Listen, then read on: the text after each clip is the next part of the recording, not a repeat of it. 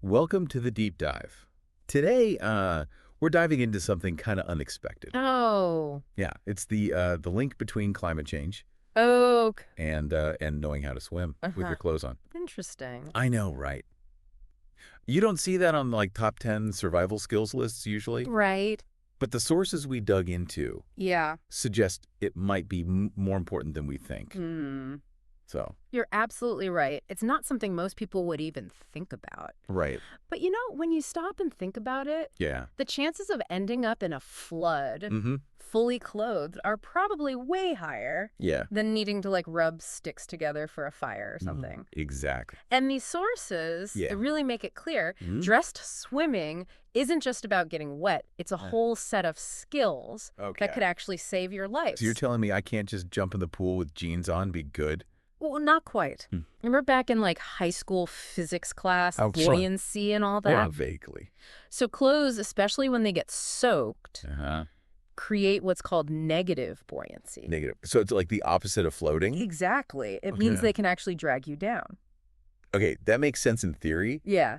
but can you give me a real world example so I can really get how dangerous that is? Okay, sure. Yeah. Think about if you've ever had to help someone out of a pool.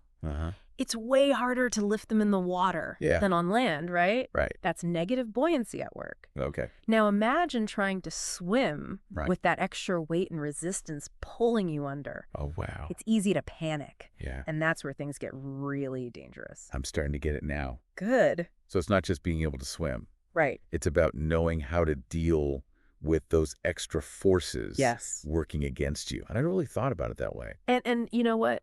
The sources even talk about a decision-making part of this whole thing. Oh, really? Yeah. So say you're in a flood. You might have to decide, is it safer to try and swim with the clothes on Okay. or try to take them off? Wow, that's... It's a tough call Yeah. with potentially serious consequences. So this is really making me rethink water safety. Good. So we've established that dressed swimming Yeah. is a real survival skill. But why are we talking about this Right. connected to climate change? Well, if we zoom out a little bit, Okay. climate change is directly linked Okay. to higher risk of flooding. And floods mean lots of water, obviously. Exactly. So this isn't just some hypothetical thing. Oh. The sources seem to be saying that climate change is making it more likely Yes. that we'll be in situations where this skill could be life or death. You got it. And the sources are very clear. Okay. This is happening now. Right. It's not some problem for the future. It's something we all need to be aware of today. Okay, that got my attention. But how exactly does climate change affect flooding? I know rising temperatures and all that, Yeah. but what's the cause and effect there? It's actually a multifaceted problem. Okay. First, you've got those extreme rain events. You mean Yeah. the record-breaking downpours we've been seeing? Exactly. Okay. Those obviously lead to more floods overall. So warmer temperatures, more evaporation, Correct. more rain, more floods. Right. Got it. But I said multifaceted. Right. What else is going on? Okay, so on top of that, Yeah. you've got rising sea levels. Okay. That makes existing floods even worse. So more floods. Yeah. And they're more severe. More severe, and they reach further inland. Didn't you say something about glaciers melting, too? Oh, you have a good memory. That's the third factor, Okay. and it's a big one. Okay. So glaciers are melting faster because of those rising temperatures. Right. And that adds a ton of water to rivers. Oh, so the rivers overflow more easily. Exactly. That risk of flooding just goes up even more. So let me try to sum this up. Okay.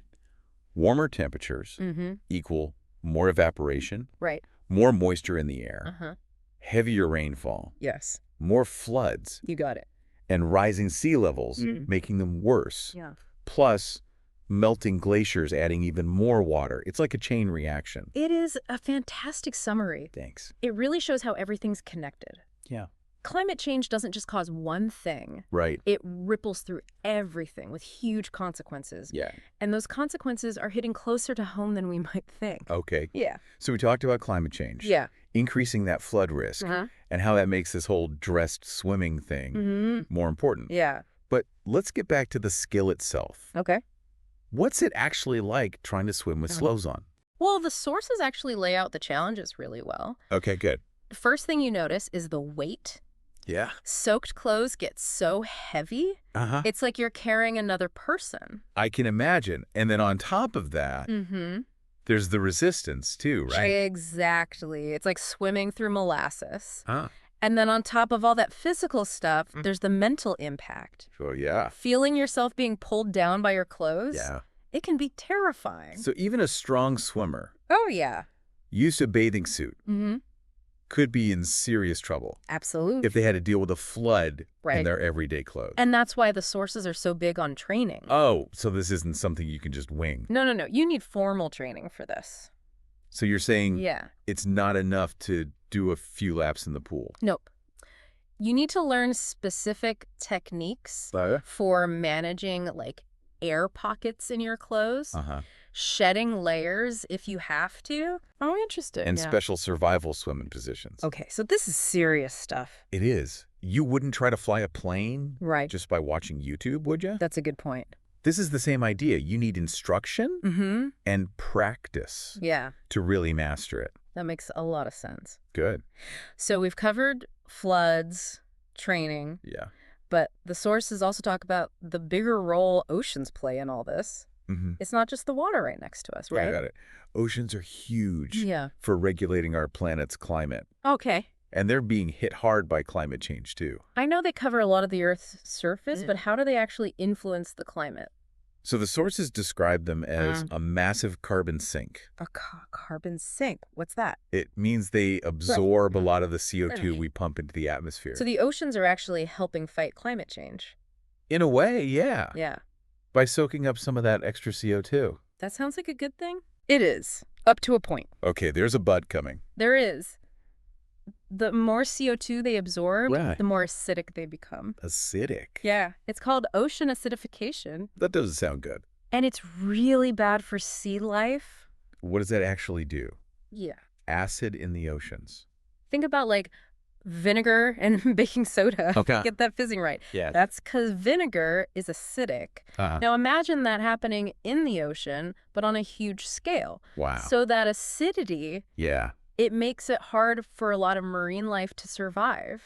Especially things with shells or skeletons made of calcium carbonate. So like coral reefs, shellfish, stuff like that. Exactly. They're being hurt by this acidification. So this is what you were talking about before. Yeah. How it's all connected. It is. It's not just climate change affecting the oceans. Right. It's this back and forth where they both impact each other. Absolutely. It's a delicate balance. Yeah. And we're messing it up big time.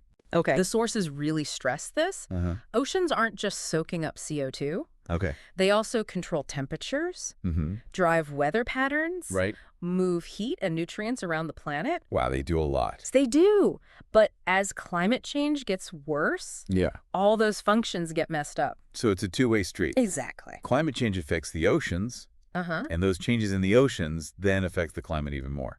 The sources talk about these things called feedback loops. Feedback loops. Yeah. So like as the ocean gets warmer, it melts ice, Okay. which then makes the Earth less reflective. Okay. So we absorb more sunlight, which warms the ocean even more. It's a vicious cycle. That is a scary thought. It is. It makes you realize how everything's connected. Yeah.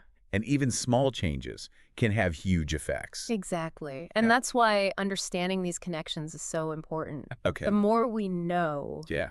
the better we can find solutions. Speaking of solutions, we've talked a lot about the problems. Right. Climate change, the impact on the oceans. Yeah. But what can we do about it? That's a question a lot of people ask. Yeah. And the sources actually have some encouraging answers. Okay. It's not about feeling powerless. Okay. It's about understanding our role in both causing the problem and solving it. So you're saying it's not all doom and gloom? Definitely not. Okay, good. The sources point to real things we can do, Like what? like supporting sustainable fishing. Okay. That helps protect those marine ecosystems Yeah. and keeps them functioning as carbon sinks. Right, because if we overfish, we mess up those food webs we were talking about. Exactly. Okay. Reducing pollution. Okay. All kinds of pollution, Yeah. from plastic to chemical runoff. Right. It all hurts the ocean and its ability to regulate the climate. So even simple things like being careful about our plastic Yeah. and disposing of chemicals properly Absolutely. can actually make a difference. Every little bit helps. Okay. The sources also talk about advocating for good policies. You mean like contacting our representative, Yes. supporting organizations working on these issues? Exactly. Using our voices and our choices to push for change. This is interesting. Yeah. We started talking about staying afloat in water. Right. Now we're talking about staying afloat with this global challenge. It is a good analogy. Yeah. Preparedness isn't just about skills. Right. It's about being informed, engaged, and proactive. You know, it's amazing to me. What is? How much we've covered in this deep dive. I know, right? We started with dress swimming. Yeah. Then we got into climate change and the oceans. And now we're talking about human ingenuity and taking action. It has been quite a journey. It really has. It's like all these different threads coming together to make a bigger picture. Exactly. And it just shows you how all knowledge is connected in some way. It really does. Oh, but before we wrap up completely, there's one more thing in the sources that really got me thinking. It talks about international cooperation as being super important for tackling climate change. Right. The sources really stress that this isn't a problem for just one country or one region to solve. It makes sense. It does. Because carbon emissions don't stop at borders. Yep. And neither do the impacts of climate change. You got it. Things like rising sea levels, extreme weather, those affect everyone. So we all have to share the responsibility for lowering emissions, helping those most vulnerable. Absolutely. And finding solutions together. Exactly. And that's where international agreements come in. Okay. Sharing knowledge and technology. So it's about realizing we're all in the same boat. We are. And working together to make things better. Exactly. It's like we've zoomed out even further now. I like that. From that individual swimmer in a flood to the whole world facing climate change. It's a good way to think about it. Yeah. Even though it seems overwhelming, there's real power in working together. I agree.